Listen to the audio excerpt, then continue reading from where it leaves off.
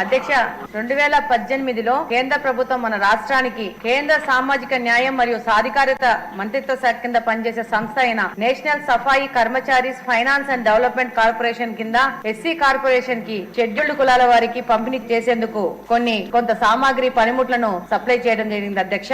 ఇందులో భాగంగా tractors, electronic autos, mechanised drainage cleaning machines, అలాగనే ట్రాక్టర్స్ ఇవి సప్లై చేయడం జరిగింది అధ్యక్ష. ఇవి ఆ రోజు మన రాష్ట్రానికి వస్తే అందులో భాగంగా కడప జిల్లాకు 165 electronic autos, 62 tractors, 50 mechanised drainage cleaning machines వచ్చాయి అధ్యక్ష. అందులో 90 పవర్ ఆటోలు డిస్ట్రిబ్యూట్ చేశారు అధ్యక్ష. అలాగనే mechanised drainage cleaning machines 50 distribute చేశారు అధ్యక్ష.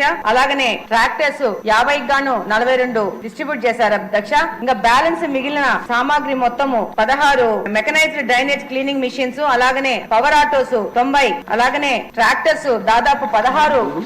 దీని వాల్యూ దాదాపు 20 కోట్లు అధ్యక్ష.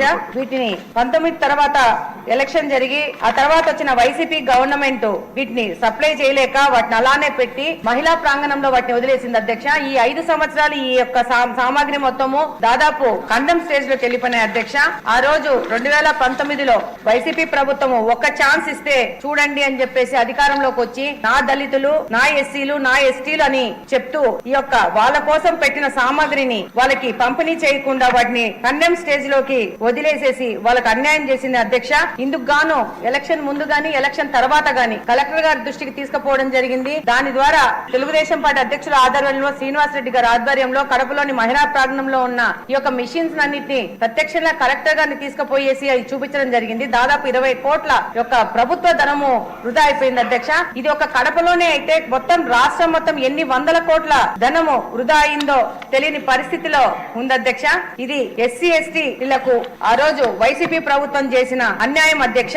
ఇది గ్రౌండ్ రియాలిటీలో చూస్తే నా దళితులు, నా ఎస్సీలు, నా ఎస్టీలు అనుకున్న ప్రతిపక్ష పార్టీలోని నాయకుడు వాళ్ళకి చేరాల్సిన సామాగ్రిని, వాళ్ళకి ఆర్థికంగా స్వావలంబన చేయాల్సిన సామాగ్రిని వాళ్ళకి సప్లై చేయకుండా వాళ్ళకి తీవ్ర అన్యాయం చేశారు అధ్యక్ష. ఈ రోజు చివరిగా మిమ్మల్ని ద్వారా కోరేది ఏంటంటే అధ్యక్ష, ఈ యొక్క 100 కోట్ల విలువైన సామాగ్రి ఎవరి బాధ్యతారహితం వల్ల ఇలా కండెమ్ స్టేజ్ కి వెళ్ళిపోయిందో దాన్ని ఎవరిని బాధ్యులు చేయాలా, దాని మీద విచారణ చేయాల్సిన దాని గురించి తప్పకుండా చర్యలు తీసుకోవాలని కోరుకుంటున్నాను.